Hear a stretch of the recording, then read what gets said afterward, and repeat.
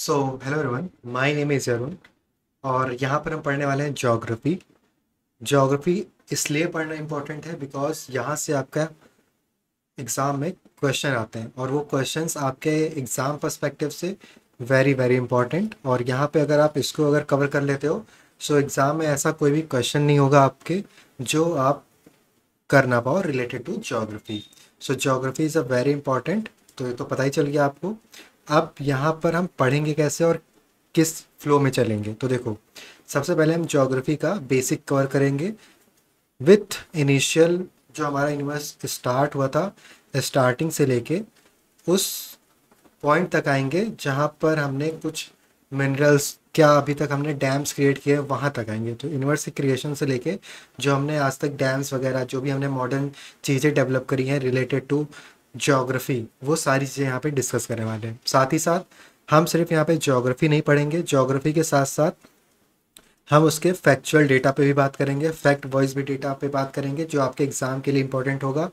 कि अगर जैसे मान लो आपने थ्योरी पढ़ी, उससे जो आप एक्सट्रैक्ट करोगे, जो फैक्ट आप खुद से एक्सट्रैक्ट करोगे, वो चीज़ें भी यहाँ पे हमने प्रोवाइड करी हुई हैं। साथ ही साथ उससे रिलेटेड जो करंट अफेयर्स हैं, लाइक इन प्रेजेंट जो उस पर वर्क हो रहा है, उस पर भी हमने यहाँ पे आपको इस पूरे कंटेंट में डिज़ाइन करके दे रखा है।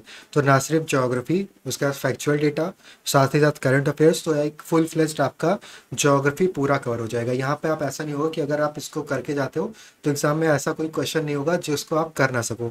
अगर आप एग्ज़ाम में वो क्वेश्चन कर भी नहीं सकोगे तो एटलीस्ट आप ऐसा इतना आप अपना यूटिलाइज कर लोगे माइंड कि वहाँ से ऑप्शन एलिमिनेशन से, yes you heard it right, option elimination से आप क्वेश्चन को कर पाओगे कि हाँ इसका आंसर ये तो नहीं हो सकता, ये नहीं हो सकता, दोनों में से एक होगा और करेक्ट आपको पॉसिबिलिटी पता चल जाएगी कि कौन सा आंसर हमारा करेक्ट होगा। सो ओवरऑल ये फुल फ्लेज्ड कोर्स है ज्योग्राफी का। सो आई होप आपको ये पूरा पसंद आएगा और इसमें आपको काफ़ी हेल्प होने वाली है एग्जाम में। तो चलो शुरू करते हैं। सबसे पहले हमारा आता है अर्थ, जिस पे हम रहते हैं। अब यहाँ पे हम कुछ बात कर लेते हैं अर्थ हमारा दिखता कैसा है। सबसे पहले हम विजुअली देखेंगे कि अर्थ हमें कैसा दिखता है, एक्चुअल में है कैसा, फ्लैट तो नहीं है, राउंड है, ओवल शेप में है, कैसा है। ठीक है, तो देखो आपको दिख क्या रहा होगा, इस पॉइंट पे और इस पॉइंट पे थोड़ा सा ये पॉइंटेड है। लाइक यहाँ पे थोड़ा जैसे लग रहा है कि कोई ऐसे बॉल को ले रख के हल्का सा प्रेस कर दिया हो।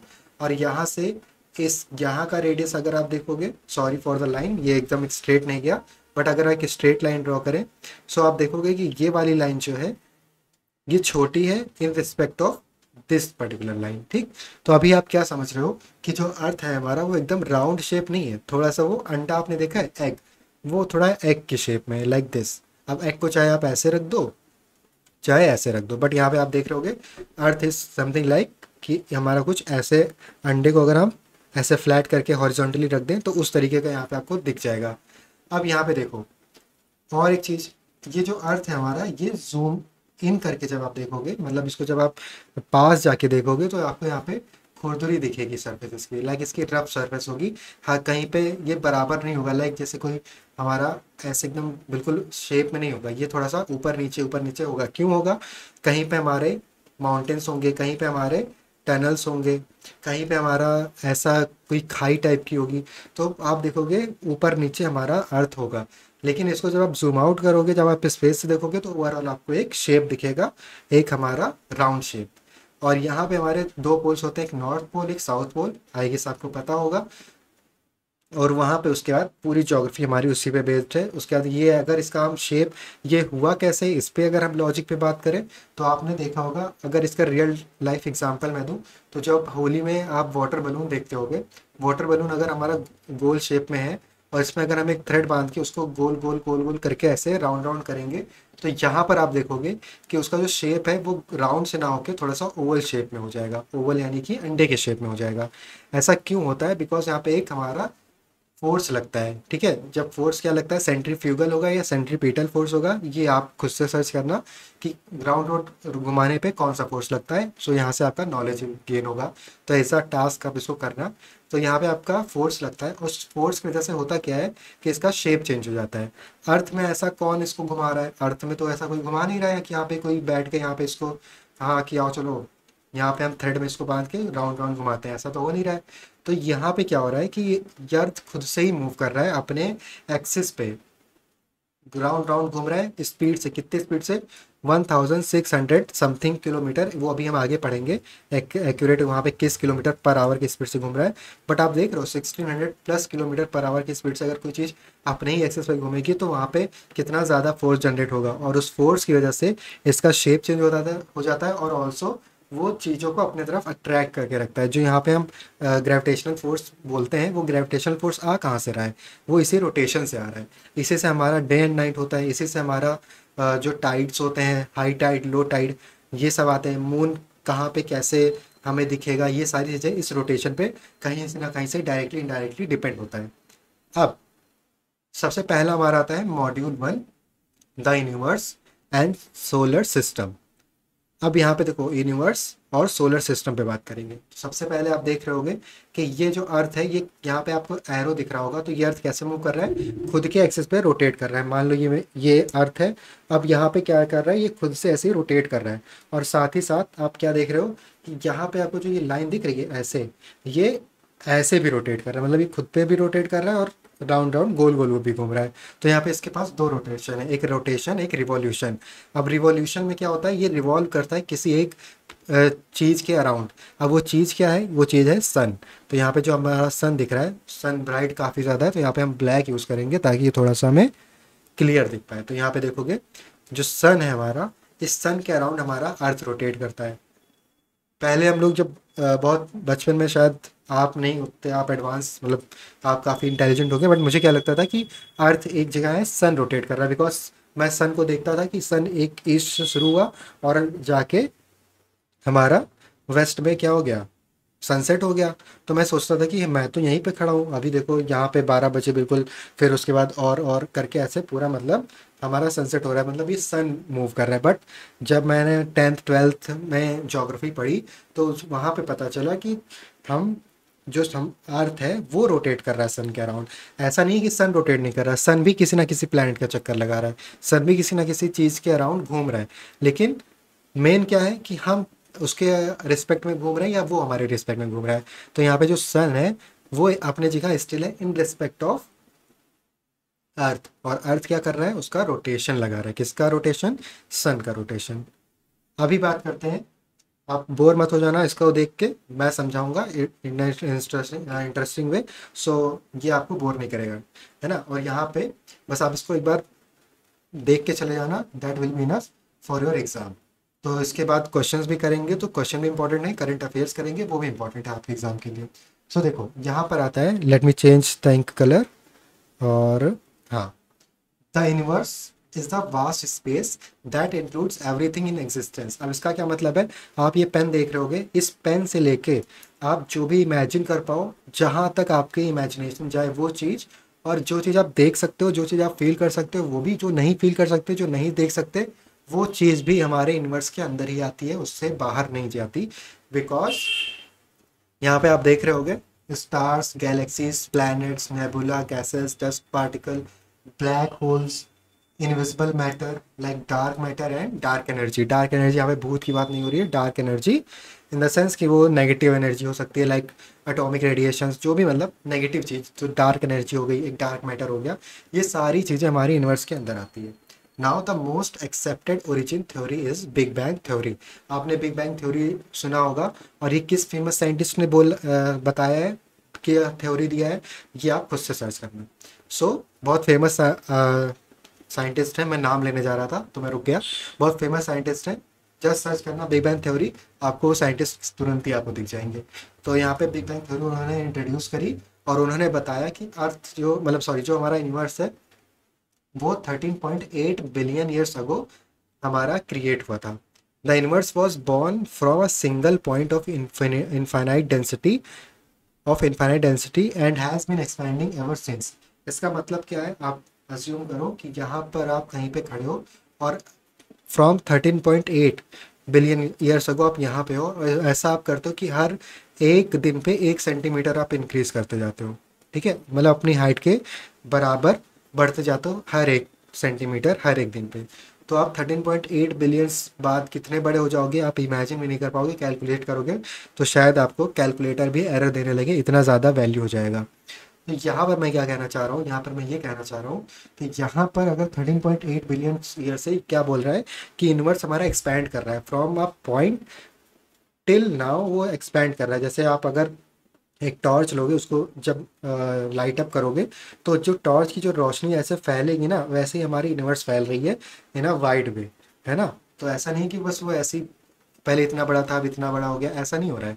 मान लो ये यहाँ पे एक पॉइंट पे शुरू हुआ, तो ये कुछ इस तरीके का फैलता जा रहा है। और यहाँ पे इसके सारे साथ जो मतलब, मान लो यहाँ पे कहीं पे रोटेशन हो रहा था अर्थ और सन का, अब यहाँ पे हो रहा है, अब यहाँ पे हो रहा है, और वो लोग भी इसके आगे ऐसे ऐसे बढ़ते हुए जा रहे हैं। और यहाँ पे कोई इसका एंडिंग नहीं पता चल पाया कि इसकी एंडिंग कहाँ पे है, कहाँ पे ये खत्म होगा, ये अभी तक भी नहीं पता और ना पता चल पाएगा I guess. So our galaxy the milky way is parrot spiral galaxy with billions of stars, and the sun is just one of them.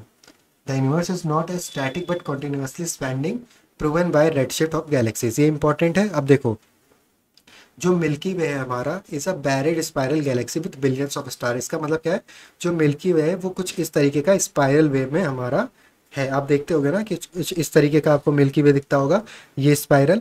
तो ये स्पाइरल क्या है, इसी में हमारे बहुत सारे बिलियंस ऑफ स्टार्स हैं, और इसी में से एक हमारा सन है, जो हमने स्टार्टिंग में यहाँ पे देखा, ये सन इसी में से एक है जो मिल्की वे गैलेक्सी से हमको मिला हुआ है।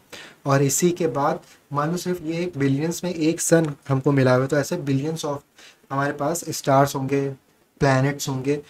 तो वो सारी चीज़ें क्या पॉसिबल नहीं है कि वहाँ अर्थ जैसा इन्वायरमेंट होगा, ऐसा तो है नहीं कि सिर्फ हम ही लोग बहुत ज़्यादा वो हैं लकी कि हम लोग अर्थ में रह रहे हैं। हो सकता है कि इतने बिलियंस ट्रिलियंस ऑफ गैलेक्सीज हैं, स्टार्स हैं, ऐसा नहीं कि सिर्फ एक गैलेक्सी है, एक बिलियंस ऑफ स्टार्स हैं हर एक गैलेक्सी में, और हर बिलियंस ऑफ गैलेक्सीज भी हैं, और उस गैलेक्सीज के बाद बिलियंस ऑफ इन्वर्स के अंदर इन्वर्स है। तो आप ये समझ सकते हो कितनी बड़ी चीज़ है। आप इसको अगर गूगल पे सर्च करोगे या यूट्यूब पे सर्च करना, तो आपको दिख जाएगा कि कंपैरिजन दिख जाएगा एक सन का, फिर एक प्लैनेट का, फिर उस प्लैनेट से दूसरे प्लैनेट का। आप देखते जाओगे कि हमें इनफाइनाइट वैल्यू मिलती चली जाएगी, और लेकिन रुकेगा नहीं। तो ये चीज़ यहाँ पे क्या, अगर एक इंटरेस्टिंग फैक्ट बताता हूँ, ऐसा तो नहीं सिर्फ हमारे पास अर्थ ही है कि जिस पे हम रह रहे हैं। हो सकता है कि अर्थ से मिलता जुलता है, या उससे अर्थ से अच्छा, जैसे कि मार्स हमें थोड़ा बहुत मिल रहा है अर्थ से, तो हम उसके पीछे पड़े हुए हैं कि हम वहाँ पे जाके अपनी दुनिया बसा सकें। लेकिन ऐसा भी तो हो सकता है कि एग्जैक्ट अर्थ का रेप्लिका भी हमें प्रेजेंट हो, लेकिन वो हमें हमारे रीच में ना हो। इसलिए हमने वहाँ पे जेम्स वेब टेलीस्कोप भेजा हुआ है, जहाँ वो हमें पिक्चर्स दे रहा है, जहाँ से हम बहुत सारी चीज़ों को एक्सट्रैक्ट कर पा रहे हैं, और उस पर अपनी थ्योरीज को और ज़्यादा इन्हेंस कर पा रहे हैं कि कहाँ पे क्या चीज़ें पाई जा सकती हैं, कहाँ पे हमें क्या चीज़ मिल सकती है। तो ये सारी चीज़ें हमें पॉसिबल हो पा रहा है बिकॉज ऑफ साइंटिफिक डेवलपमेंट। अब यहाँ पे देखो, उसकी ये तो हो गई फैक्चुअल और थोड़ा सा हाइपोथेटिकल बात। बट अब थोड़ा सा फैक्चुअल डेटा पे आते हैं कि ये हमें कैसे प्रूव होता है कि ये यूनिवर्स जो है हमारा एक्सपेंड कर रहा है। So it is proven by red shift of galaxies. Scientific missions and space telescope help us to observe deep space and understand cosmic evolution. जो हमारे टेलीस्कोप्स हैं, जो हमारे डीप रिसर्च और वो हैं मिशंस हैं, वो हमें क्या हेल्प कर रहे हैं, कॉस्मिक इवोल्यूशन को समझने में हेल्प कर रहे हैं।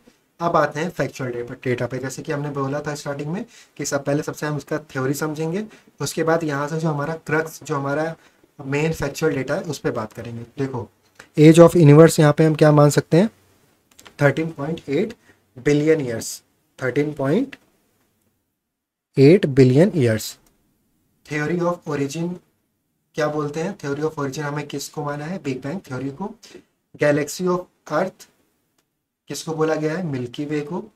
नियरेस्ट गैलेक्सी कौन सा है हमारा, एंड्रोमेडा गैलेक्सी, जिसको हम बोलते हैं M31, 2.5 million light years away है। और ये कोई हमारे पास, यहाँ पे आप देख रहे होगे नियरेस्ट, तो नियरेस्ट ये समझ लेना कि चांद जितनी दूर है, ये 2.5 मिलियन लाइट ईयर्स अवे, समझ रहे हो आप। और एक लाइट ईयर कितना होता है, 9.46 ट्रिलियन किलोमीटर। अब आपको पता चल रहा होगा कि 2.5 मिलियन को 9.46 से मल्टीप्लाई करोगे, 9.46 ट्रिलियन से 2.5 मिलियन को मल्टीप्लाई करोगे, उतनी दूर हमारा नियरेस्ट गैलेक्सी है। सो ये नियरेस्ट है नहीं, बट यहाँ पे नियरेस्ट ये है। तो समझ सकते हो कि इसके बाद और इसके बीच में कितने सारे गैलेक्सीज, कितने ज़्यादा वो होंगे, प्लैनेट्स होंगे, जो हमें अभी तक हमने उसको टच भी नहीं किया और ना कभी टच कर पाएंगे। ह्यूमन के पॉसिबिलिटी के बियॉन्ड है ये सारी चीज़ें। यूनिट ऑफ एस्ट्रोनॉमिकल डिस्टेंस तो एस्ट्रोनॉमिकल डिस्टेंस यहाँ पे क्या बोला गया है, लाइट ईयर को, और एक लाइट ईयर कितने के बराबर होता है, 9.46 ट्रिलियन किलोमीटर। और यहाँ से एग्जाम में पूछा जाता है आपसे, डायरेक्टली क्वेश्चन आएगा कि लाइट ईयर का यूनिट बताओ। सो लाइट ईयर का यूनिट यहाँ पे क्या हो जाएगा, डिस्टेंस, विच इज डी। ठीक है, डिस्टेंस या तो डी बोल देगा तो डिस्टेंस बोल देगा। लार्जेस्ट नोन गैलेक्सी हमारा कौन सा है, IC1101। लार्जेस्ट कॉस्मिक स्ट्रक्चर क्या है हमारा, हेरकुलस। और इसको हम क्या बोल सकते हैं, कोरोना बैरोलिस ग्रेट वॉल। अब चलो यहाँ पे आते हैं करंट अफेयर्स में, इससे रिलेटेड कुछ करंट अफेयर्स भी हैं। करंट अफेयर्स क्या है, जेम्स वेब टेलीस्कोप जो हमने 2022 में लॉन्च किया था, वो अभी तक हमारा प्रेजेंट में क्या भेज रहा है, इमेजेस भेज रहा है किस चीज़ के, अर्लीस्ट गैलेक्सीज के, एक्सोप्लैनेट्स के एंड डीप स्पेस स्ट्रक्चर्स के, जो कि हमारा हेल्प कर रहा है किस चीज़ में, एक्सप्लोरेशन में। ISRO AstroSat mission continues to study x-ray sources and distant galaxies. ISRO का जो एस्ट्रो स्टेट मिशन है वो क्या कर रहा है, वो कंटिन्यू कर रहा है अपना x-ray study of x-ray sources और डिस्टेंस गैलेक्सीज का। In 2024 NASA confirmed detection of Einstein's cross. 2024 में नासा ने क्या कंफर्म किया है, detection of Einstein cross. Type of gravitational lensing, इसको क्या बोलते हैं, gravitational lensing, which is strong proof of Einstein's theory of relativity, जो कि एक प्रूफ है आइंस्टाइन्स थ्योरी ऑफ रिलेटिविटी। अब आते हैं सोलर सिस्टम में, देखो कितनी ब्यूटीफुल इमेज लग रही है ना सोलर सिस्टम की। तो देखो, the solar system is a part of milky way. Solar system हमारा पार्ट है मिल्की वे गैलेक्सी का। Located in the Orion arm, इसको क्या बोला गया, जहाँ पे ये लोकेटेड है, ये ओरियन आर्म में लोकेटेड है। और यहाँ पे आप देख रहे हो, ये जो एस्ट्रॉइड्स आपको दिख रहे होंगे, यही एस्ट्रॉइड्स हमको यहाँ पे बचाते हैं। मान लो ये अर्थ है हमारा, सो यही हमारा बचाता है किससे, ये हमारा बचाता है इन एस्ट्रॉइड्स से। जो सारे प्लैनेट्स आपको दिख रहे हैं, कोई अपनी तरफ एब्जॉर्ब कर लेता है इन एस्ट्रॉइड्स को, कोई यहाँ पे खुद को इसमें मतलब टकरवा लेता है, मतलब खुद से टकरा के खुद का डिस्ट्रक्शन करवा के अर्थ को सेव करता है। समझ लो अर्थ यहाँ पे एक टाइप ऑफ एक चाइल्ड है जो प्रोटेक्ट कर रहा है, और इसके जो मतलब पेरेंट्स हैं पूरे प्लैनेट्स, ये इसके पेरेंट्स समझ लो, इसके रिलेटिव समझ लो, जो इसको प्रोटेक्ट करके रख रहे हैं। कुछ इस तरीके से आप इसको समझ सकते हो। At its center is the sun, a medium-sized star that counts for 99.8% of solar system's mass. अब देखो यहाँ पे 99.8% ऑफ सोलर मास किसका है, सन का ही है। और एक चीज यहाँ पर जो हमारा सन है वो क्या है, प्लैनेट है, प्लैनेट नहीं, सन एक स्टार है। तो एग्जाम में पूछ सकता है आपसे कि वो sun is known as star, planet, तो आप क्या मार्क करके आओगे, आप मार्क करके आओगे स्टार। अब आते हैं यहाँ पे around the sun revolves 8 planets. वो 8 प्लैनेट्स आपको दिख रहा होगा, 1 2 3 4 5 6 7 8, ये 8 प्लैनेट्स अराउंड अराउंड घूमते रहते हैं किसके, सन के। अब यहाँ पे देखो कौन कौन से हैं, moon, dwarf planets, asteroids, meteoroids and comets, ये सारी चीज़ें हमारे सन के अराउंड घूमती रहती हैं। The planets are classified into inner rocky planets like Mercury, Venus, Earth, Mars and outer gas ice giants like Jupiter, Saturn, Uranus, Neptune. तो देखो यहाँ पे आपको डिफरेंस करके दे रखा है, लाइक इनर रॉकी प्लैनेट्स जिसमें रॉक्स प्रेजेंट है like Mercury, Venus, Earth, Mars, और ऐसे प्लैनेट जो सिर्फ गैस और आइस के बड़े बड़े वो हैं, गोले हैं, या बड़े बड़े गैस के गुब्बारे हैं, उसको क्या बोला गया है, Jupiter, Saturn, Uranus, Neptune. Apart from planets, the system contains the asteroid belts between Mars and Jupiter. Asteroid belt है किसके बीच में, मार्स और जुपिटर के बीच में। द क्यूपर बेल्ट, आईसी इसको क्यूपर बेल्ट को क्या बोलते हैं, IC bodies beyond Neptune. Neptune के बाद जो हमारी बॉडीज है उसको क्या बोलते हैं, Kuiper belt. And the hypothetical out cloud, hypothetical हमने क्या मान रखा है, आउट क्लाउड, ये क्या है, believe to house long period comets, इसको क्या बोला गया, house long period comet. The celestial bodies interact through gravity and make the solar system a dynamic structure. अब आते हैं यहाँ पे 8 प्लैनेट्स के, यहाँ पे फैक्चुअल डेटा, मोस्ट इंपॉर्टेंट आपको यही पढ़ना है हर एक एग्जाम के लिए जो आप प्रिपेयर कर रहे हो। और इस फैक्चुअल डेटा से आपका एग्जाम में जो आप क्वेश्चन देखोगे, आपको वहाँ से क्वेश्चन देखने को मिलेंगे। अब देखो 8 planets in order from the sun. अब देखो सन, फिर उसके बाद पहला प्लैनेट, दूसरा प्लैनेट, तीसरा प्लैनेट, चौथा प्लैनेट, पांचवा, छठा, सातवां, आठवां, इसी ऑर्डर में हमने यहाँ पे आपको ये निकाल कर दे रखा है प्लैनेट्स को। अब देखो, Mercury, Venus, Earth, Mars, Jupiter, Saturn, Uranus, Neptune. अब मुझे आप ये सर्च करके बताना कि ऐसा कौन सा प्लेनेट है जिसको हमने, पहले 9 प्लेनेट हुआ करते थे, एक को हमने किसको घर से बाहर निकाल दिया है, वो आप मुझे बताना। और इसका शॉर्ट ट्रिक आप देख लो, इस प्लेनेट को अगर इसी ऑर्डर में याद करना हो कि सन से कितनी दूरी पे सबसे दूर कौन है, नेपच्यून है, सबसे पास कौन है, मरकरी है। तो देखो, अर्थ के जस्ट बाद क्या है हमारा, मार्स, इसीलिए आप मार्स के पीछे पड़े हुए हैं। एक तो ये रॉकी है, दूसरा ये अर्थ के जस्ट बाद है। तो इस हम क्या बोल सकते हैं कि अर्थ से थोड़ा सा वो ठंडा हो सकता है मार्स, लेकिन क्योंकि अर्थ, पहले देखो अर्थ आता है तो अर्थ थोड़ा सा हीटअप रहता है, और मार्स उससे भी थोड़ा दूर है, तो वहाँ पे वाटर का प्रेजेंस हो सकता है। क्योंकि अर्थ पे अगर हमारे वाटर का प्रेजेंस है इतने पास होने के बाद, तो मार्स भी तो हो सकता है, क्योंकि यहाँ पे आप देखोगे तो आइस के गोले ही तो हैं आगे। तो वो चीज़ें, मार्स देखो बीच में लाई कर रहा है, इस वजह से हम लोग मार्स के पीछे पड़े हुए हैं कि वहाँ पे हम अपनी जो सभ्यता है, जो अपना वो है, ह्यूमैनिटी को वहाँ पे बसा सकते हैं। अब देखते हैं ये कब तक शुरू होता है। हमारे जो वो है इलॉन मस्क, वो तो लगे हुए हैं, तो देखते हैं कब तक यहाँ पे सफलता मिलती है। अब देखो, इसको याद करने का तरीका, मरकरी, अब मरकरी से क्या बोल सकते हैं, my very allegiance mother just served us noodles. और ये मैंने पता है कब याद किया था, ये मैंने इन माई क्लास 7th, ये मैंने याद कर लिया था विद दिस ट्रिक। तो आई होप आपको भी अब से याद रहेगा। देख लो एक बार फिर से trick, my very religious mother just served us noodles. M for Mercury, very से हमारा वीनस, एलिजेंस से हमारा अर्थ, मदर से मार्स, जस्ट से जुपिटर, और यहाँ पे सर्व्ड से हमारा सैटर्न, अस से हमारा यूरेनस, और नूडल से हमारा नेपच्यून।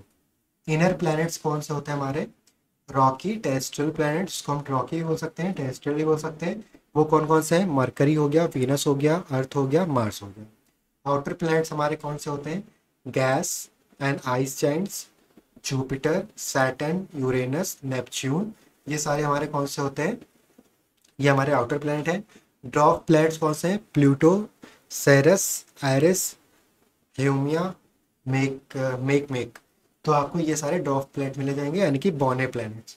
लार्जेस्ट प्लैनेट कौन सा हमारा, जुपिटर। स्मॉलेस्ट प्लैनेट हमारा मरकरी है।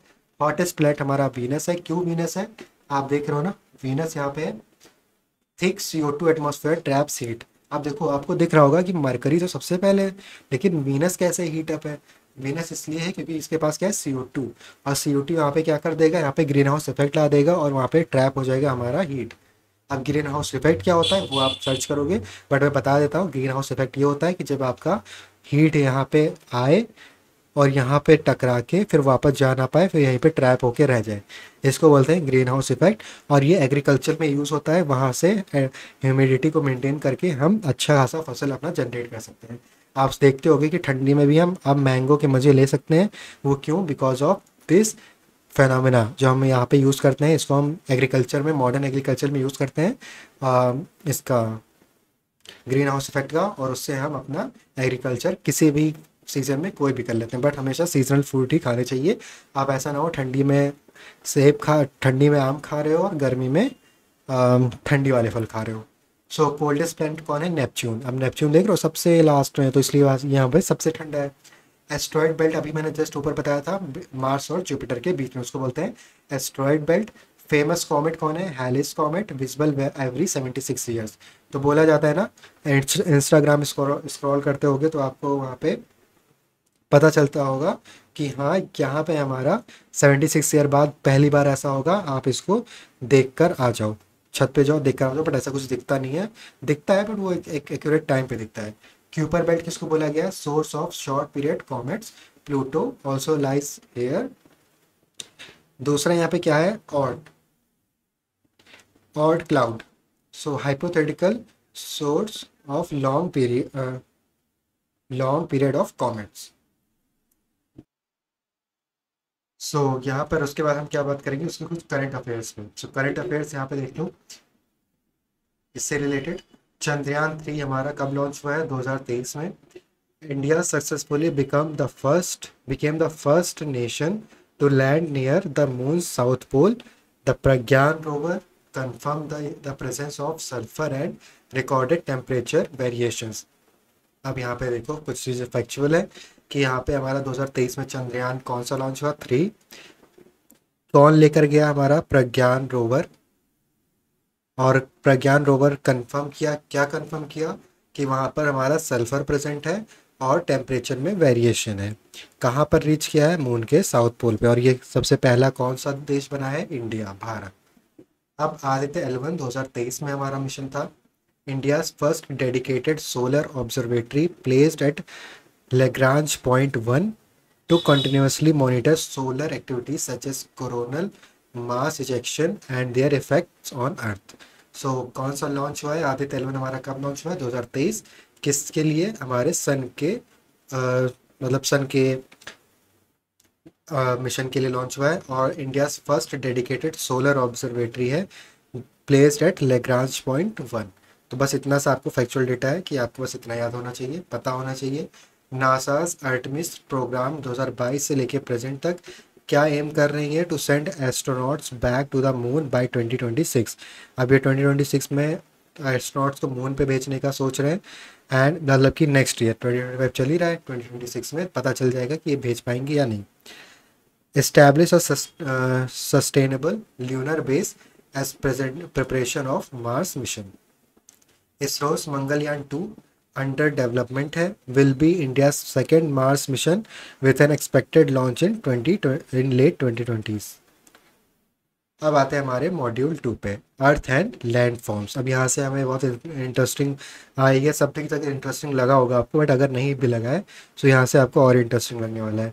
सो अब अर्थ के बारे में बात करेंगे और लैंड फॉर्म्स। जैसे आपको ये दिख रहा होगा, ये माउंटेन है हमारा, ये ग्लेशियर है, ग्लेशियर से फिर रिवर बन गया, रिवर से फिर वाटरफॉल भी बन गया, वाटरफॉल से रिवर वैली भी बन गया, वैली से ट्रिब्यूटरी निकल कर आ गई। ट्रिब्यूटरी मतलब ये तो मेन रिवर हो गया, और मेन रिवर से जब कट करके जो एक लैंड को कट करके निकल जाता है उसको बोलते हैं ट्रिब्यूटरी। उसके बाद यहाँ पे हमारा रिवर आ गया, ये जो ट्रिब्यूटरी से कट के गया है, ये जो लैंडफॉर्म बचा उसको प्लेन बोलते हैं। उसके बाद यहाँ पे हमारा गल्फ आ गया, बेरर सैंड बार आ गया। जो आप देखते होगे, आपने अगर घाघरा नदी देखी होगी या फिर कोई भी नदी देखी होगी, गर्मी के टाइम पे क्या होता है, ऐसे आपको सैंड के वो दिखते हैं, पॉट्स दिखते हैं, जिसमें मतलब सैंड ऊपर से दिखता है बट साइड साइड से पानी भरा होता है। और चाहो तो आप इसे वॉक कर सकते हो, इसमें पानी नहीं होता, तो इसको क्या बोलते हैं, बैरियर सैंड बार बोलते हैं। और जो यहाँ पे देखो आप, ये लैंड जो कट गए हैं इसको बोलते हैं डेल्टा। ये रिवर का माउथ हो गया, ये उसके बाद ये ओशन बन गया। उसके बाद पेनिनसुला, ये इस चीज़ को बोलते हैं। और ये हो गया हमारा आइलैंड, ये हो गया कोप, ये हो गया स्ट्रेट, ये हो गया मैसा, इसको बोलते हैं बुट्टे, फ्लड प्लेन, लेक हो गया, ये बेसिन हो गया, एलुवियल फैन हो गया, प्लेट्यू हो गया। ये सारी चीज़ें अभी हम और अच्छे से पढ़ेंगे। और यहाँ पे आपको वॉल्केनो दिख जाएगा। तो सब कुछ मैंने यहाँ पे कवर करने की कोशिश करी है, अभी और नहीं होगा तो और आगे हम डिटेल में पढ़ लेंगे। अब देखते हैं shape and motion of earth. अब आपको यहाँ पे अर्थ दिख रहा होगा, पहले आप यहाँ पे देख लो कि यहाँ पे आपका अर्थ है, ये हो गया हमारा साउथ पोल, ये हो गया नॉर्थ पोल, और ये कुछ इसका देखो, एक तो एक ये होराइजन हो गया, ऑरिजन जिसको बोल सकते हैं, और एक क्या हो गया, सेलेस्टियल इक्वेटर। ये जो हो गया हमारा सेलेस्टियल इक्वेटर हो गया। जो यहाँ पे हमारा मिडल है, बिल्कुल बिल्कुल ये जो मिडल ऑफ अर्थ है उसको क्या बोलते हैं, योर जेनिथ। और जो यहाँ पे इसका ये वाला पोल है इसको क्या बोलेंगे, नॉर्थ सेलेस्टियल पोल। और इसको क्या बोलेंगे, सेलेस्टियल इक्वेटर, जो कि हमने ऑलरेडी डिस्कस कर लिया। अब आते हैं थोड़ा सा डिटेल वर्जन में इसका पढ़ लेते हैं। Earth is not a perfect sphere, जैसे कि मैंने स्टार्टिंग में आपको बताया था कि अर्थ एक स्फीयर नहीं है perfect. It is an obsolete spheroid bulging at the equator and flattened at the poles. जैसे कि आप देख रहे होगे ना, कुछ इस टाइप का यहाँ पे फ्लैट एंड है ना पोल पे, ड्यू टू इट्स रोटेशन। किसकी वजह से, रोटेशन की वजह से, जो कि यहाँ पे रोटेट कर रहा है। और कितने किलोमीटर पर आवर की स्पीड से रोटेट कर रहा है, 1670 kilometre per hour at equator. तो ये चीज़ आपको ध्यान में रखनी है कि हमारा जो शेप इसका चेंज हुआ है किस वजह से चेंज हुआ है। Earth rotates on its axis once in about 24 hours, मतलब अपनी एक्सिस पे कितना कवर कर लेता है, ये 24 घंटे में कवर कर लेता है एक पॉइंट से दूसरे पॉइंट पे वापस आने के, मतलब एक पॉइंट पे शुरू हुआ फिर घूम के उसी पॉइंट पे आने में इसको 24 घंटे लगते हैं, जिसको हम एक दिन भी बोलते हैं, एक डे और एक नाइट लगता है। At the same time it revolves around the sun once in 365 days and 6 hours. अब आपको यहाँ पे दिख रहा होगा sun once in 365 days and 6 hours. तो अब आप यहाँ से क्या समझ सकते हो, आपको ये तो पता होगा कि 365 दिन होते हैं एक साल में, लेकिन आपने कभी ये सोचा है कि 366 दिन कब होते हैं? आप बोल दोगे सर जब लीप ईयर होता है, जब फरवरी में हमारे 29 डेज होते हैं, उसको बोलते हैं कि 366 दिन होंगे। लेकिन ऐसा क्यों होता है, क्यों का रीज़न मैं आपको बताता हूँ। कि देखो यहाँ पे आपको क्या दिख रहा है, 6 आवर्स, ये 6 आवर्स आपको एक्स्ट्रा दिख रहा है। और यहाँ पे 365 डेज तो यूजुअली होते हैं हमारे पास, 365 यूजुअल डेज होते हैं आपके पास। और 366 हमारा कब आता है, 4 साल के बाद आता है। तो ये 4 साल के बाद ही क्यों आता है, 5 साल के बाद क्यों नहीं आता, 3 साल पहले 3 साल में क्यों नहीं आता? ऐसा इसलिए होता है बिकॉज आपको ये 6 आवर्स एक्स्ट्रा दिख रहे हैं। अगर आप 6 को 4 से मल्टीप्लाई कर दो तो आपको 24 मिल जाएगा। और ये 24 आवर्स किसके बराबर होता है, वन डे के बराबर होता है। One day in the sense one day जो हमारा मिलके बना होता है डे और नाइट दोनों से, वो चीज़ में ओवरऑल समझ सकते हो कि एक दिन के बराबर। सो एक दिन के बराबर होता है हमारा जब हम इसको 4 बार मल्टीप्लाई करेंगे 6 आवर्स को। अब ये 6 साल जो मतलब 6 आवर्स जो है उसको एक दिन बनने में 4 साल लगेंगे। इस वजह से हमारे हर 4 साल बाद एक लीप ईयर आता है जिसमें हमारे 366 दिन होते हैं, जिसमें आपको एक दिन एक्स्ट्रा काम करना पड़ता है। ठीक है, विच गिव्स अस सीजन्स। और ये रोटेशन जो है हमारा, ये हमें क्या प्रोवाइड करता है, सीजन्स प्रोवाइड करता है। द एक्सियल टिल्ट इसका कितना है, 23.5 डिग्री सेंटीग्रेड, 23.5 डिग्री। और डिग्री है, सेंटीग्रेड मेरे गलती से निकल गया मुझसे। तो यहाँ पे 23.5 डिग्री है, जो आप देखते हो ना ट्रॉपिक ऑफ कैंसर, इसी को बोलते हैं। It is crucial because it causes varying length of day and night and difference in climate across the globe. The motion controls life, agriculture and climate patterns on Earth. ये हमारे important है किसके लिए, ये कंट्रोल करता है life को, agriculture को, क्लाइमेट के पैटर्न्स को, अर्थ के। ठीक है, जिससे हमारा सीजन जो होता है, ठंडी गर्मी बरसात धूप बारिश, ये सब हमारा किस पे डिपेंड करता है, मोशन ऑफ अर्थ पे।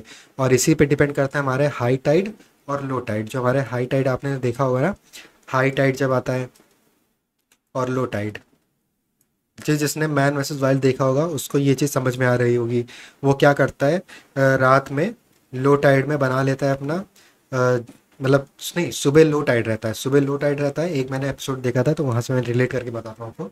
मैन वर्सेस वाइल्ड जो डिस्कवरी पे आता था, उसमें क्या करता है, सुबह वो एक टापू, एक समुद्र किनारे रहता है, बोलता है कि लो टाइड है तो मैं अभी क्या करूँगा, मैं उसको बड़े बड़े वो उठाने थे, जो लकड़ी के वो होते हैं, उसको क्या बोलते हैं, लॉग्स, बड़े बड़े लॉग्स उठा के लाता है। और बिल्कुल वो मतलब समुद्र के किनारे अपना वो बना लेता है, उसको क्या बोलते हैं, अपना एक नाव बना लेता है, बोट बना लेता है टेम्परेरी। और वो क्या बोलता है कि अभी तो मैं यहाँ पे बना रहा हूँ इस बोट को, लेकिन जब हाई टाइड आएगा तो हाई टाइड में क्या होगा, ये जो पानी यहाँ पे आपको दिख रहा है, ये पानी यहाँ पर आ जाएगा। और ये मुझे फिर उसके बाद ये घसीट के नहीं ले जाना पड़ेगा समुद्र में, ये ऑटोमेटिक समुद्र में चला जाएगा। और तब मुझे उस पर बैठ के मैं समुद्र को क्रॉस कर सकता हूँ, किसी और टापू पे जा सकता हूँ। तो यही ये यूज़ करता है, क्यों, क्योंकि उसको ज्योग्राफी की नॉलेज थी। अब ज्योग्राफी की नॉलेज क्या है कि जब लो टाइड और हाई टाइड आपको पता होगी किस जगह पे कब आता है, तो लो टाइड में आप समुद्र किनारे बोट बना लो, हाई टाइड जब आएगा तो पानी अपने आप बोट के पास आ जाएगा। ये वैसा ही हो गया कि प्यासा के पास खुद कुआं चल कर आ गया। ठीक है, उससे आप समझ सकते हो कि वहाँ पे खुद ही आ गया वो समुद्र की, हाँ चलो मैं तुमको लेके चलता हूँ। अब यहाँ पे देखो कुछ फैक्चुअल डेटा पे बात कर लेते हैं। लाइक इक्वेटोरियल डायमीटर कितना है, 12,756 किलोमीटर। पोलर डायमीटर कितना है, 12,714 किलोमीटर। शेप इसका क्या है, ऑब्लेट स्फेरॉइड है। रोटेशन कितना करता है, एक दिन के लिए 23 घंटा 56 minute, causes day and night. Revolution कितने दिन में करता है, 365 दिन और 6 घंटे।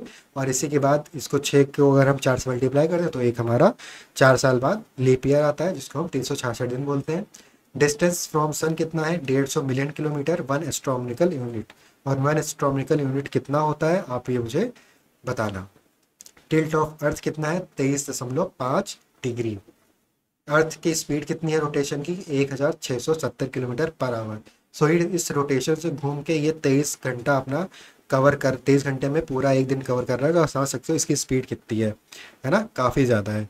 Eight equator closest to sun perihelion July 4 को सबसे क्लोजेस्ट रहता है सन के, और सबसे दूर कब रहता है, जनवरी 3 को। तब यहाँ पे हमारे ठंडी रहती है, और इसको बोलते हैं एपीहेलियन, और पेरीहेलियन को 4 जुलाई को पेरीहेलियन बोलते हैं, जब हमारा क्लोजेस्ट होता है अर्थ सन के। तो ये कुछ चीज़ें थी अर्थ के शेप और मोशन के बारे में।